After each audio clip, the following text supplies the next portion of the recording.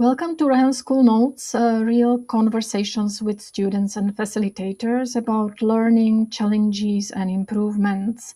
I'm Yana, part of the team that helps Rehan School learn from real student and facilitator experiences. And the goal is today simple. I want to understand the perspective of today's guest, Maha Khan GraphicsWali, assistant facilitator at Rehan School. Am I right? Yeah. Hey there, Jana. It's Maha Khan GraphicsWali. I'm working as a facilitator at Rehan School. It's going to be a 1 year journey with Rehan School. And other than that, I'm 24 years old and I've been working with well known organizations in the education system as an English teacher of grade 4 and grade 8 students. So, other than that, I'm somebody who's more interested in graphical designing. At home, I love to cook food. That's one of my hobbies, and so yeah, that's all about me.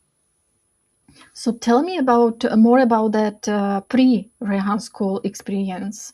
And what you say you are teaching students at normal school, right? So you can compare that experience at normal standard school and Rehan School. So tell me something about that experience before. Okay. So yeah, when I was working at physical schools, so I believe that was a bit different, totally different, or I would say that was a 350 change when I moved to Rehan School. Looking at the students in a 24 by 24 classrooms, and they used to have that same mindset when they came into the class and when they walked out of the class after 7 hours. When I joined Rehan School, my perspective for students totally changed, and I believe that if they're sitting with someone learning something in the next 2 hours, their mindset is going to change like this. And I was really shocked to see this, that many of them were part of the systems where we needed educated, qualified people. So, where I was teaching in the physical schools, the classrooms for teachers were again a fuss. They usually used to be burdenized class task checking, and then lesson planning, classroom management, and then making sure that the behaviors of the students are mended. But when I moved to Rehan School, my perspective totally changed as a teacher again, and I never thought as a teacher I would be groomed so quickly. Where in the past 4 years I felt myself static as in my personality. But when I moved to Rehan School, I remember in the first 6 months I was somebody who felt the change in my own self, and that totally changed my perspective on learning. For me, Rehan School was never a school, but it was actually a platform, a networking platform, a communication improvement platform where I could feel never imagined this could be this much easier. Yeah. So I believe that that was one way, and I felt myself as a teacher. I explored myself, and where I was never thinking who I was, I actually found who I was. And the students were totally humble. They were very respectful. They made sure that they're kind to their teachers. But when I was teaching in the physical schools, I never remember that though they do not used to misbehave, but there was a level that they used to get irritated upon their teachers, that like, why should we do this? But when I became part of Rehan School, my perspective for students totally changed, that okay, this type of students also belong in the school systems and education system. So yeah, it was for me a U-turn, and I really loved being part of Rehan School.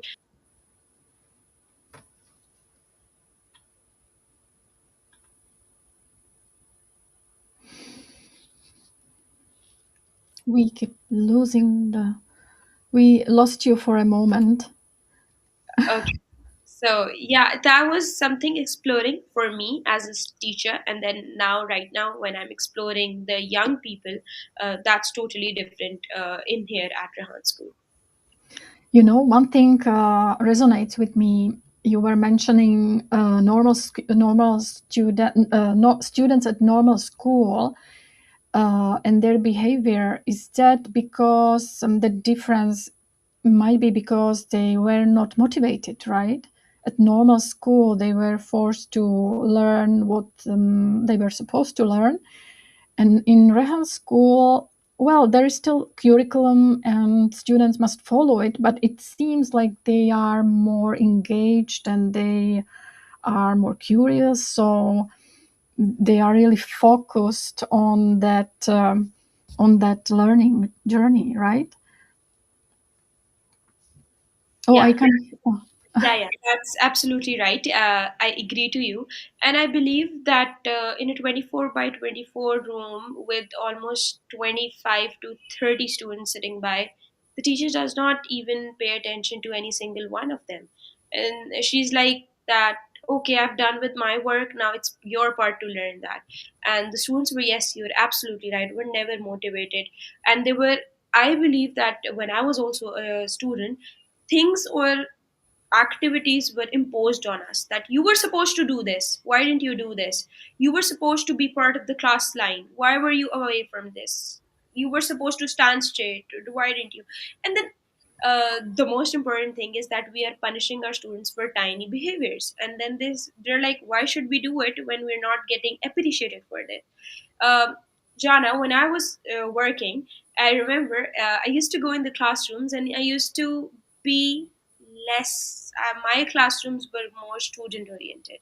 Okay, students, today we're going to read chapter number 14, but Miss Maha is not going to read it. You know what? You guys are going to read it. I'm going to divide the class in four groups, and A group is going to read the following passage, B group is going to create questions from that passage, and C group is going to create the answers for that. And what is D group going to do? Listen. So I think that when I was teaching English, the four strands were totally need to be addressed. But when I was a student, trust me on this, I never had a favorite teacher because I never had a person or anybody in school who used to say me that you can do it, or you have this potential to do it. Every time I used to hear this, no, you cannot do it, stop messing upon things. And I was like bullied, not by students, by teachers. They never appreciated me. And I believe that tiny appreciations play a lot of importance in you as a teacher. So when I became a teacher, I say myself as a facilitator. I used to motivate my children a lot, and I'll be like, okay, if you're going to do this, Miss Ma is going to give you a chocolate. Oh wow, ma'am, you're going to give us a chocolate. What is the value of a chocolate? That tiny incentive made him or her do it. And more important thing, our teachers just forget that they need to be stop being teachers. They just need to be facilitators. When I talk about the Pakistani education system, our teachers aren't still date till date aren't stopping themselves from being teachers. They're like, you have to do this. Oh my God, you didn't do it. I'll complain your parents. Oh my God, for God's sake, give them I'll the take it. Right. give them that opportunity. And the opportunities are never built outside of the class, but they're built inside of the classes by the queens. You are the queen of the class. I trust it, but let the kingdom play the music in the way they want to. I remember many of the children when I walked into the classroom and I was like, oh my God, he's going to be a trouble for me.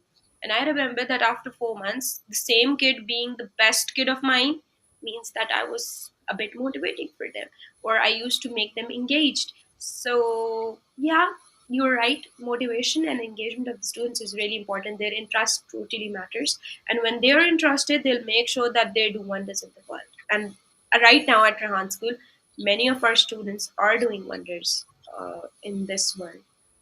Yeah, and it's such a tiny thing, you know, you have to change actually. It's just that you give the kids the meaning why they learn what they learn, right? And if they are going to learn it, to actually exercise their like teaching, peer teaching, right? Because when I joined Rehan School, I noticed that there is a lot of peer teaching. Students teach each other, and it's totally different atmosphere in the class. and even like you can absorb what you are taught in a better way, faster, and the students get this meaning. Okay, I'm learning this, and I can actually teach someone the same thing, and you have totally different mindset here. So Yeah, that's amazing. That one thing I actually adore a lot about Rehan School, this peer teaching. I was yeah, fascinated to yeah. see that. Yeah, you're absolutely right. And again, that's something that is the teachers.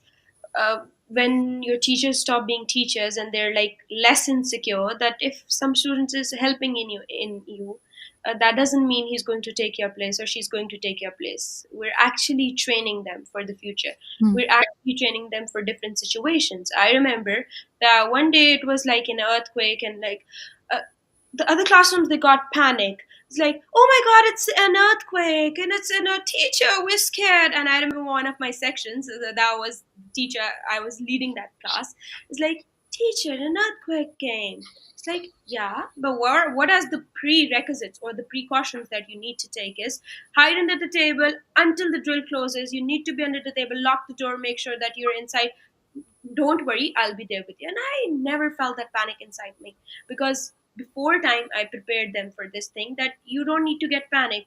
What is there is going to be there until you're prepared for this. So I think that's the most important thing our teachers miss on, is that they just forget to train their children for the future, and then they expect them to perform well when they're not around. During exams, very common mistake teacher do is like, okay, we'll move into the classrooms, we'll tell you what happened in the class. And I used to be like, students, one day prior, I'm telling you, I'm not going to walk into the classroom. Even I'm in the campus, I'm not going to be there. You need to be prepared. You need any questions. You have any questions in your mind, ask me right now before the exam. I'm not going to come into your exams and tell you, oh, this was supposed to be done like this was supposed to be done like this. So I felt like that teachers in the education system still lack this thing, that they are spoon feeding the children. We forget that we are done studying, we are done the teaching, we are done with our studies, we are done with getting the education. Now it's their turn to get the education. Now it's their time to explore themselves. Now it's their time to see how their teacher is performing, what is the role of a teacher. For example, in future they come across a teacher and they know how to fulfill the responsibilities.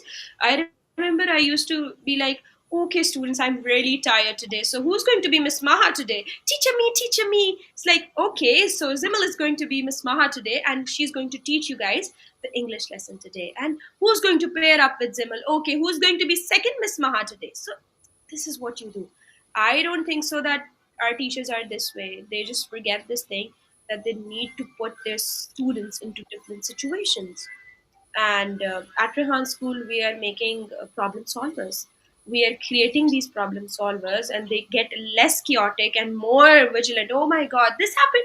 Oh, ma'am, I'll fix it for you. Not an issues. Like, this is what is the training. And I really appreciate, like you said, that it's a very big achievement, because the facilitators are not insecure. Even if I have two interns in me, I'm like, oh, bless you guys, because you guys are helping me. Because of you, I cannot. It's never a one man show, it's never a one man class. You have to get somebody into this. And I really appreciate, again, this thing. When I walked in, I had the same feelings that, oh my God, this is what an education system uh, can look like. It actually reflects the originality of the education system. The physical schools, they are just a mess. I know I have been part of them, but they are a mess. And that's Mm. not what education is. So, Yeah, yeah. it resonates with me. I remember the tests, for example, and like school prepared us for what actually, because the real life looks totally different. You learn something at school, then you are at the test and you are not allowed to help yourself if you fail to remember it, and you are not allowed to help yourself and find that information, right?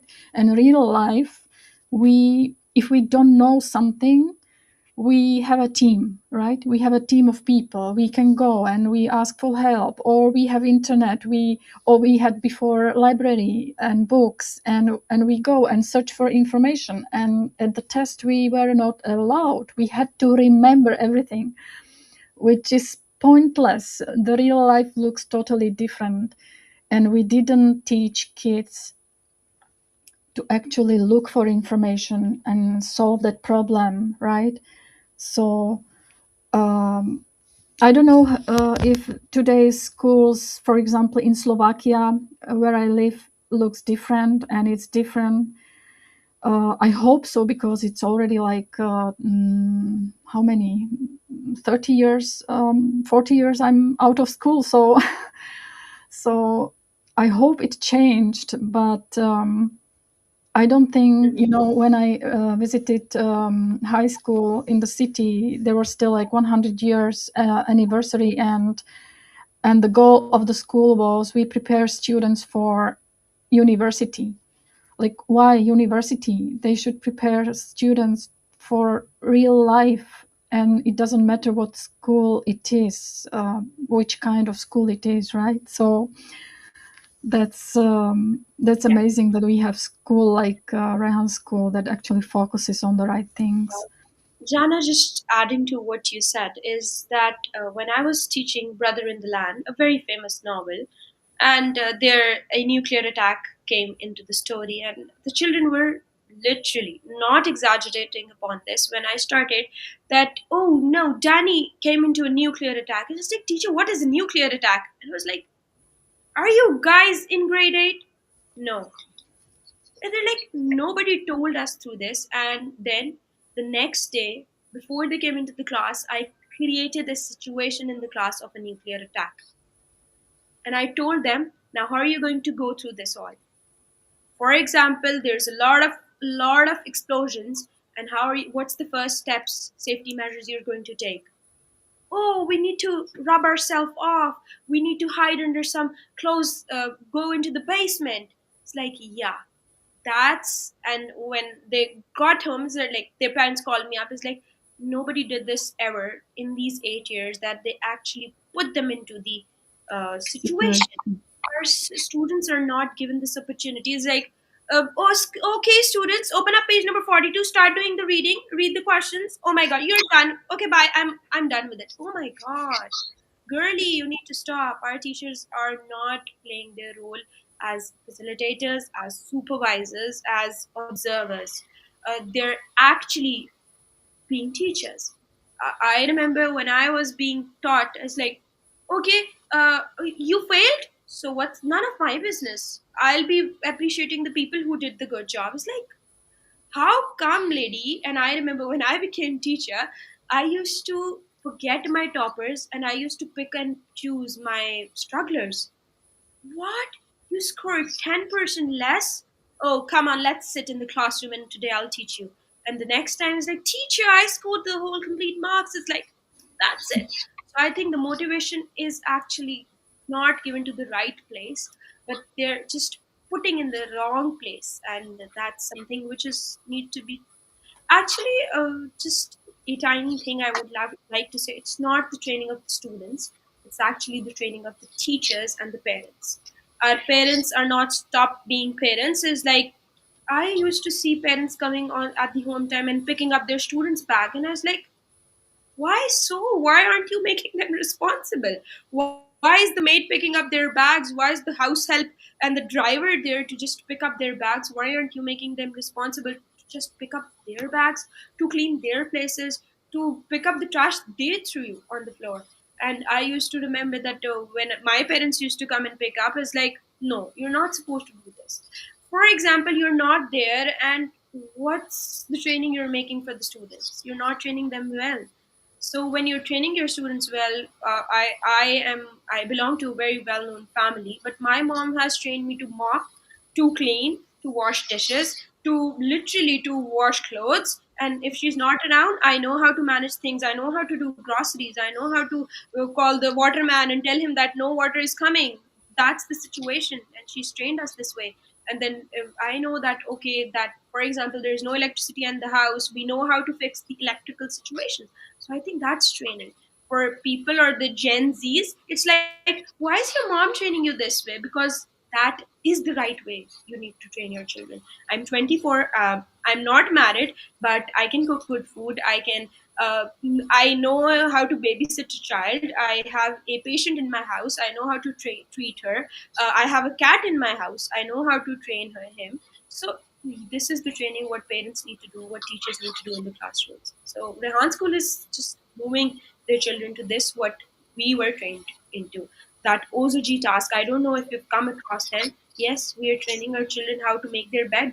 Uh, that's where our children are not interested. Why should I make my bed? I'm a man. Oh my God, no. That doesn't matter. You're a man or a female. You're supposed to do it because that's your preparation for the situations coming up. My brother knows very good food, how to cook it. And if we are not around as females, he's like, I'll cook food for myself, just chilling out. So he is 27, married, and he knows how to do it. So I think that's what training is. Parents, students, and teachers, it's a triangle. And wherever this triangle breaks, it's just going to affect the student and no one else, the child, mentally, physically, emotionally, financially. It's like, so whatever I'm earning, Jana, one more thing, my mom has taught me how to manage that. So before my income comes into my bank account, one day earlier, I note down my budget, my income, and my expenses. So that's what training is. Okay, if I'm going to get Financial financial education, right? As well. education, the money management. We tell our students, okay, go make this much money, I'll be rich. Oh my God, I'm a millionaire. Oh, why aren't you telling that if you are a millionaire, you aren't a millionaire until you know how to tackle that million of yours? Until you know, okay, if I'm giving this much to the incomes and I'm earning this much as an expense, what am I saving on? Am I spending a lot? So yeah, that's the training which again we just forget to give our parents, students. And I think schools should not be for students. I know I'll be trolled upon this, but they should be for teachers and Yeah. parents. Yeah, we totally forgot actually to somehow to develop education. And I remember there were voices maybe 40 years ago, maybe 50 years ago that, oh, we have to change education system. That's totally wrong. It's just about remembering. And 40 years later, and nothing changed. And maybe only now, in the age of artificial intelligence and technology going forward so fast, is that we are now in total different situation. Maybe the teachers are in different situation because there is AI, and Yeah, students use it, of course. So, and the first thing, of course, that comes to my mind yeah, is that school are going to ban using artificial intelligence at school. And because there are these studies that it kills kids intelligence. So, but as I think we all know that banning artificial intelligence in school will not solve anything, right? We have to actually teach kids how to use it so it yeah. doesn't kill their intelligence and their thinking. Hmm. How do you see that artificial intelligence topic? Okay. Yeah, intelligence and people talking about, oh my God, you'll lose your job, you'll lose your employment. No, it's not going to happen until and unless you're not going to use those AI tools productively. Now, sitting in a very developed country now, Pakistan, the students have this thing and they're just like not using it in the right way. I think if you have something, that's the most powerful thing, and you're blessed to have this. But using it in the right way can make it not affect your intelligence. I use ChatGPT not every time, but oh, ChatGPT, I just forgot how to set up my calendar. Can you just do it for me? Oh, yeah, I just do. It's not going to cover your jobs, but I believe it's going to enhance or add addition to your workload, and it's going to be an extension. So, okay, ChatGPT, I'm so tired today. Can you write an essay for me? It's going to write it for you. But when you make ChatGPT do it for you, it's like read it once, please read it once. Make sure that you just not copy and paste it and just send it to your teachers. When we are now checking assignments, we have ChatGPT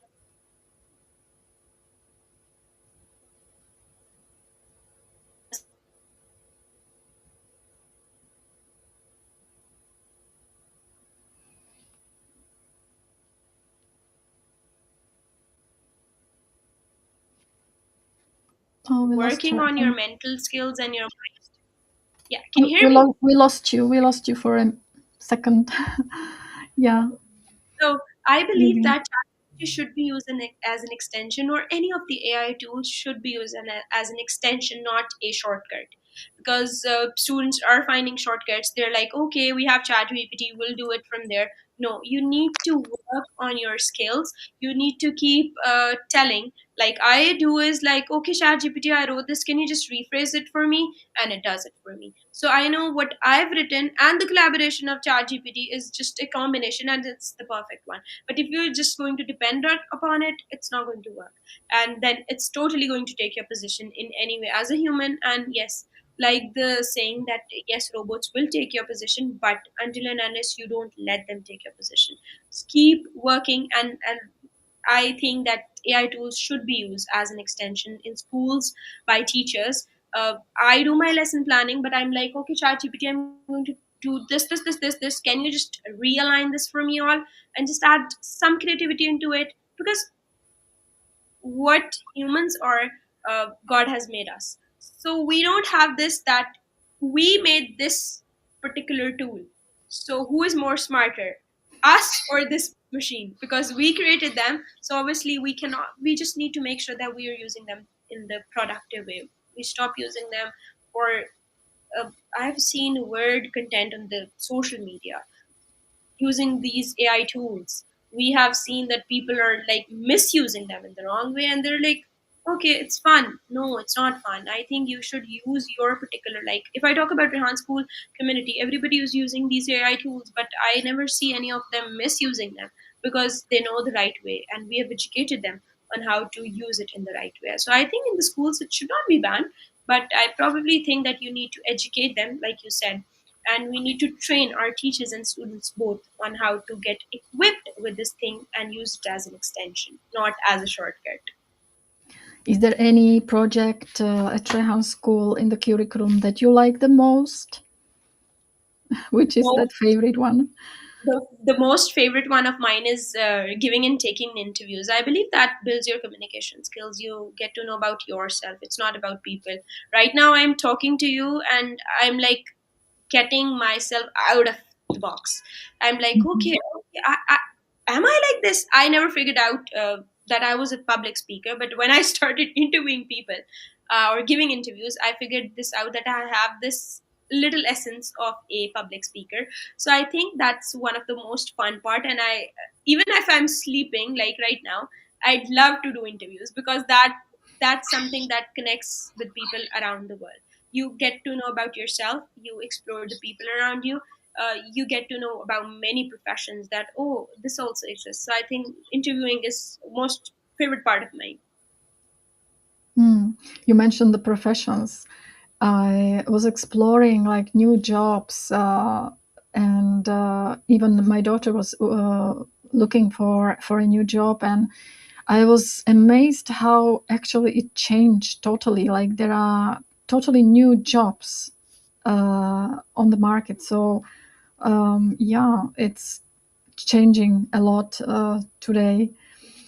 So interviews, well, yes, you really speak from my heart. You usually don't have this opportunity in normal life to speak about yourself, right? Only, for example, when you are looking for a job,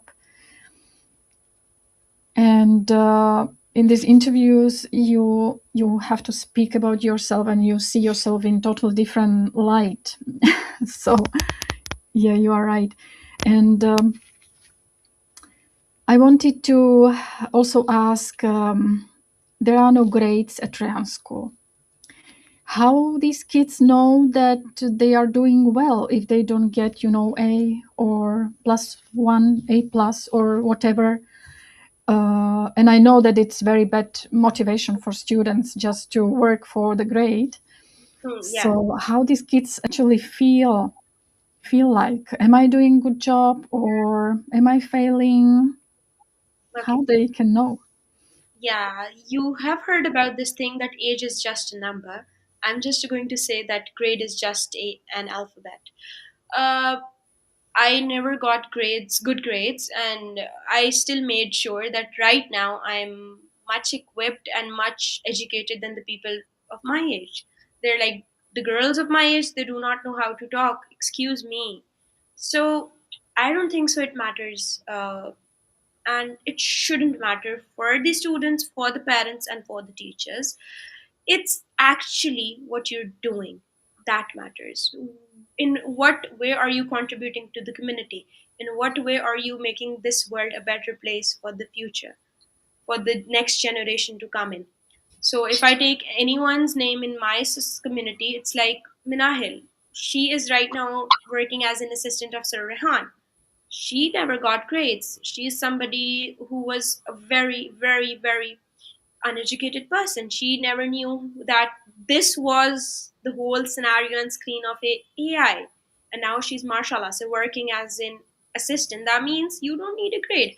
I believe that appreciation and motivation is really important. I motivate my students, I appreciate them. I write a good comment on their Facebook profile. They're like, they're out of the world. I was like, Miss Maha commented on me.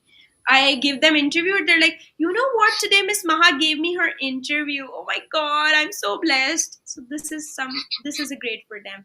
This is, you know what? I interviewed Ma'am Gulsana Mansha. I was like, do you know I interviewed Sir Rahmat today? So these are their grades. These are their achievements. You know what? I finally got time for from Sir Daulat, our principal. He's really busy, but he gave me time. That's their grade. I believe for me, when I also came in, I had the same perception because I was from the education system that why not grading? But I think it's good not to have grades. Then there's no competition. Like our students are not competitive in the bad way that, oh, he got A, why not me? So they are competitive, but in the healthy versions. They're like, oh, she created a coding task, I'll do it for myself. So that's competition. Grades does not matter. It's just an alphabet, I believe. And that's best that they do not have this thing. They're just appreciated by the words of their facilitators, by the words of their co-facilitators, by the students they're working with. I remember when I walked in, one of my lead facilitator used to say her students, go write upon each other's work. That means she's letting peer motivation also coming up. So that means that if you are in the same class in the same ages, that doesn't matter. You're just motivating them, and I think that's the grade for them. Getting interviewed or getting a time for interview from somebody who's very busy like me, you're blessed that you got time so quick, because I just got free. But if you would have messaged me earlier in the previous week, I was traveling and I just came back last Sunday, so I was totally tired. So yeah, that's for them a grade. I think the students getting interviewed, giving interviews towards big personalities, for them their facilitator is probably somebody who's busy. So yeah, that's great, and I believe that grading system is just alphabet. It should be, I think it should be removed from physical schools, even though, because then it's going to reduce the pressure of competition, the peer pressure, the society pressure. Oh, following, my friend's daughter scored this much, and why didn't you score it? Oh, for God's sake, why are the parents doing this?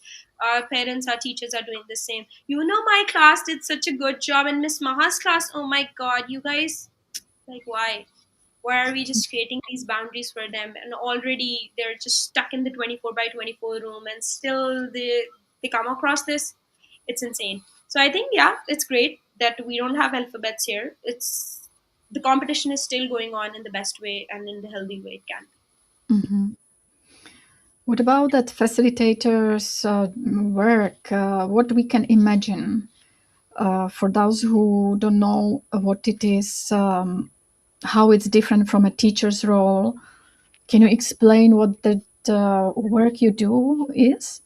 Yeah, sure thing, sure thing. Again, the facilitator needs to be just facilitating, not teaching. What I've been trained on in the last year was that you need to be just there. So they know that okay, we have an elder in the classroom who's just watching us out there, whatever we're doing online, offline. And then I used to do is that I used to just train them once. Okay, we'll do one coding task today. Everybody just eyes on the screen. And the next time I'm like, okay, you just start doing it for us. So the first time you're the teacher, but the 100 times you're doing the task, you're just facilitating. You're like, okay, the following kid is going to do the coding task today. The following kid is going to do the Canva task today, and the following kid is going to do the story post today. So that means you are just there, but they are working on their own. They have the canvas, they have the paints, you're just watching them out and they're just moving their paintbrushes. That's a facilitator. But if I talk about a teacher, she's going to give you the paints, she's going to write it on the canvas, she's going to comment by your canvas, and she's going to demotivate you either by. So I think that's like she's there all the time on your head, and she's like, I'll be the teacher.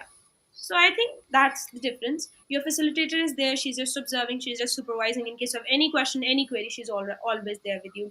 She's there as a rescue member. You need any help from her, she's going to be there like this. But for teachers, they're like, you don't even need their help, but still they're on your head. So that's something that makes our student, again, very pressurized. In the classroom, you just need to be a silent observer. You need to be somebody who's just moving in there, noticing everybody. Just one of my kids used to use black markers when he was doing his arts. So I just noticed this one day, the second day he did the same thing, and the third day he did the same thing, and all of a sudden, and now this was my training. So I'm like, why are you using black color? Because in my knowledge, black is something that reflects sadness, dull attitude of yours, you're something shattered away or something. It's like he started crying and he hugged me so tight. He's like, teacher, my father used to hit my mom in front of me. And I was like, oh my God. And that's what happening in the house, and he's just putting it up on the paper. So this is a facilitator. You need to counsel your students, you need to motivate them. You're Even if their mom's not supporting them, you need to support them. You can do it. Oh my God, you can do it. And I remember my one of my mothers came in and she's like, you know what? She hates me and she likes you a lot because you're somebody who's motivating her and supporting her all the time. Oh, Zimmel, you can do this. Oh my God, Zimmel, you have to prepare for the spelling bee. So I think that's more important because our students are coming from different backgrounds, different situations in the houses.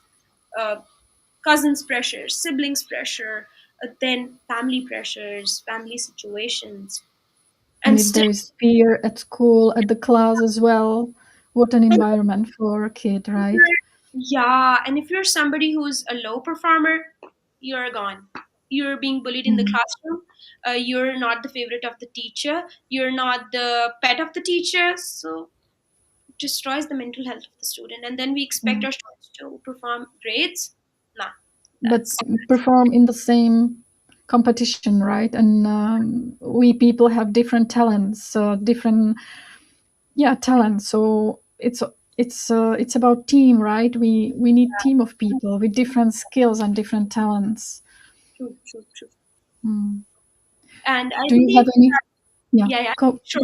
go on. I believe that we as teachers are using the same strategies on every child. Either he is from a special, is a special child, either he is a struggler, either he is an average, or either he is somebody who's top performing. We are actually the shepherd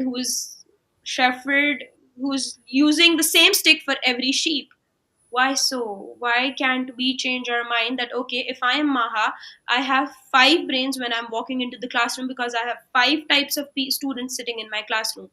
So why aren't this like if a teacher is doing this, that she is teaching the same strategy or using the same strategy for a top performer, she's using the same strategy for a struggler. Oh no, no, he's not going to work out. Either I think he's going to get more pressurized on this, or he stopped studying. I stopped studying when I was pressurized a lot, when I never got somebody who was motivating me. And at the time when I was not motivated, I became a backbencher. When I remember one of my, in grade 11, one of my teachers, she just said me one sentence, and still in my mind is like, Maha, you can do it and you will do it. And from a backbencher, I turned into a topper. Somebody whose copies and books were called out of the classrooms. Go see Maha's copy, go check Maha's work, look at her assignment. So that one sentence is missing in our classrooms. It's missing in the education system. We're not motivating our kids to move forward, to work better. And they can do it and they're supposed to do it. That's the thing. I was I wanted to ask about some tricks you would like to recommend to a new facilitator at Rehan School, but you already gave so many tricks and so tiny things that can change like whole direction of a student. Yeah, But still, do you want to add something, yeah, recommend to a new facilitator who is joining Rehan School, who might be maybe confused with the system, totally different? yeah. So one, two things that I've not said and I would like to add them on is that there's a difference between being strict and being firm. Stop being strict, start being firm. And there's a line between being friendly and still making sure that they do not, you're the only person they're going to come if you're friendly to them. They're not, there are times they do not tell things to their parents because their mom's is busy with house chores, and she's like, stop it, I just need to work.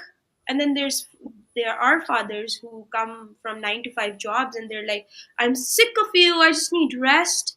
So you're the only one person, if you open up to them, trust me, they'll be the good friends of yours and you will be their favorite one if you just keep, stop being strict and start being friendly with your students. Listen to them more and speak less. Let them say it. Explore themselves. Stop sitting in the classrooms and staff rooms and talk about them in the bad way. Start appreciating your kids everywhere you sit, anywhere you sit. Till you're not teaching them, still appreciate them, because somewhere or the other way they're children. So it totally affects their mind. And I remember when it used to be canteen or break time, other teachers like, I'm going to have a cup of coffee in the staff room. It's like, no, that's the right time to explore them. I used to grab my lunchbox and my tea and I walked into my classroom, sit on the desk. I was like, what did you got today? Burger! Oh my god, you need to finish this. You got what? Biryani? Oh, that's amazing. Why don't you try it? You know what Miss Maha got? Oh my god. So you're creating that bond into the classroom in the next 30 minutes, either sitting in the classroom and staff room and saying bad about that kid. It's better to just read them when they're eating. See what is their eating habits, get from their eating habits that, why did you end up eating your lunch, teacher? I don't want to eat, I don't like this. And the next day I'm like, she doesn't like her lunch, you need to change it. So we need to build in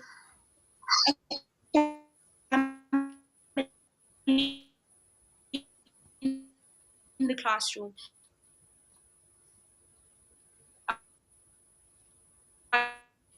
either 25 and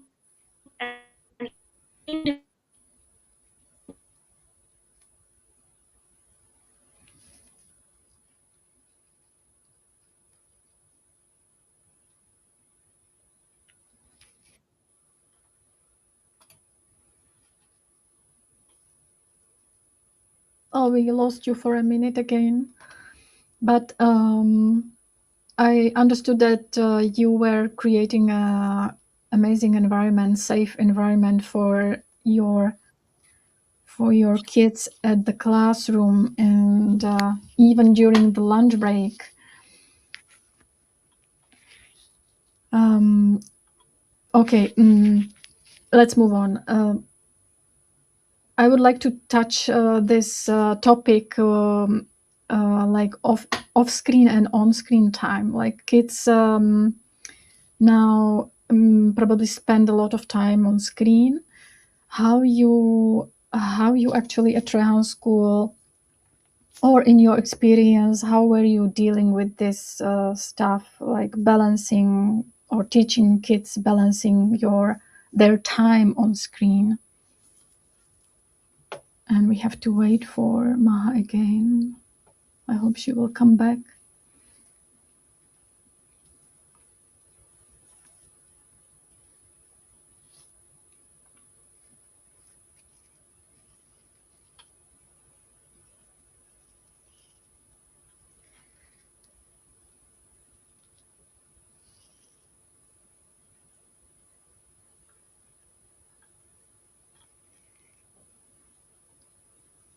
No, I hope we didn't lose her.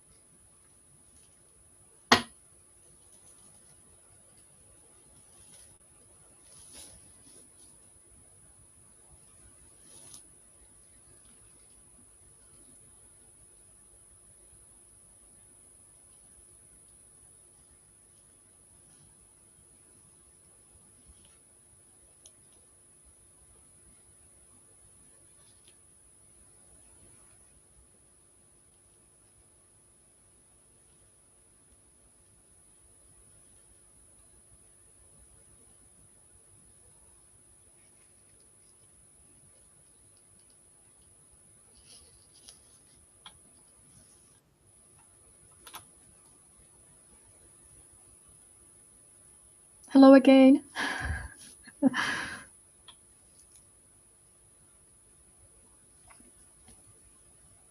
Is it okay now? Is it better? Can you hear me?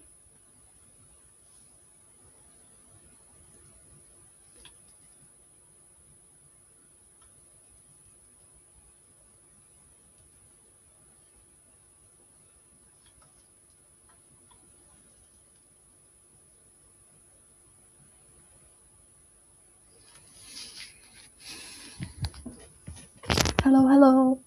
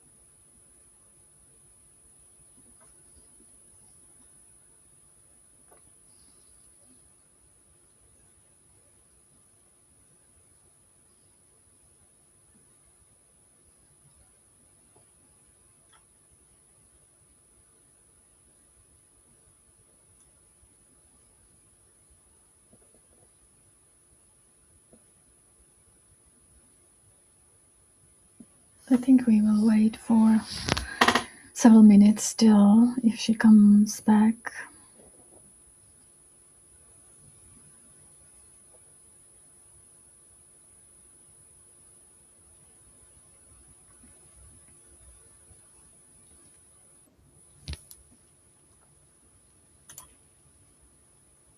What about now? Yeah, I can hear you now. Apologies. I don't know. It suddenly just crashed off, and I was like, What's wrong?" So can you hear me now? I can hear you well now. So let's continue. I wanted to talk about that off screen, on screen balance. Do you encourage kids to balance their on screen time? Yeah. So that's something that needs to be again monitored by students themselves and then by parents. The balance of on-screen and off-screen is very important.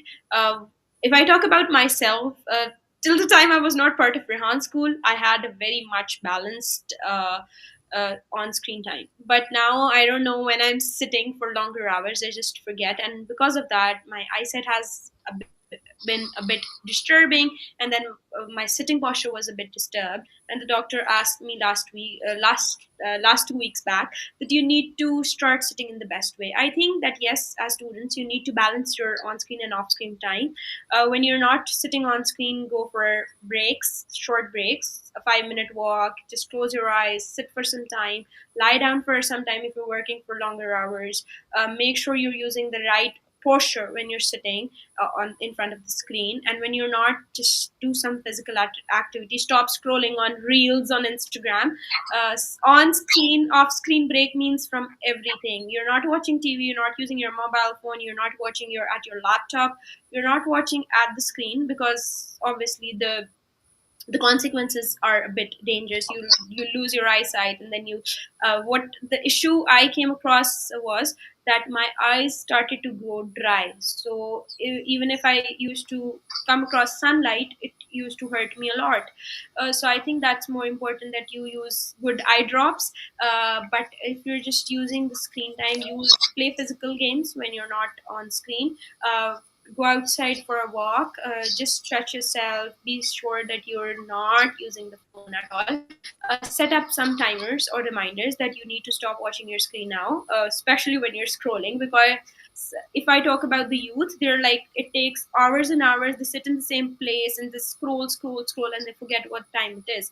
So I think as teenagers you need to control that, and you need to make sure that you need to reduce your social life a bit, is because you know you're already working on the screen a lot. The balance is, yes, she's right, it's really important as a female, a male, a student, a teacher, and you need to make sure that whatever is your schedule, just make sure that you have some time or in time break, that you just relax, close your eyes, and Thank you, Maha. Listening to this, your perspective, I wish you were my teacher back then at school. That would be really great to have. Yeah, totally motivating um, environment at school. But I hope there are more teachers like you now. Um, Thank you very much. You would like to add something we okay. didn't speak about? Before I end, I'd firstly like to thank you for having me on your podcast. And I totally loved this conversation. I never knew it passed by 45 minutes. This never happened with me. But I really appreciate this thing that you let me be part of this podcast. One advice for the teachers is that be facilitators, not teachers. It's a humble request. Stop overburdening yourself. When you stop overburdening yourself, you'll be as relaxed as you can never imagine. And please start making this balance of your personal life and your work life. There should be a balance. Stop working at home and stop talking about your personal life in the staff rooms. Start exploring yourself and let the children do what they want to. Stop imposing things. Curriculum is part of your job. You need to get hold of it, but make students learn the curriculum in the best way they can utilize it in the future. that's not your teaching, that after a year when the student walks off your classroom, he or she forgets what he's been taught. I think your teaching or your training should be this way, that even after 3 to 4 years, he or she knows that this was what I was taught 3 years back, because you are creating those real life connections in the classroom. So yeah. You are very right. I remember teachers' attitude more than what I have been taught at school. So you are very right about that. Thank you, Maha. Thank you very much for your insight. It was really valuable to hear, and to hear your experience at Rehan School as well. And I wish you good luck. I think you don't need it, because you do so much for the luck to come to you. So yeah, please be there and teach the kids, and teach them to be wonderful leaders. It was very, very beautiful conversation with you.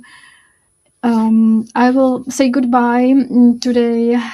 Rehan School Notes were hosting Maha Khan GraphicsWali, and we will see maybe another amazing facilitator of Rehan School at the next episode.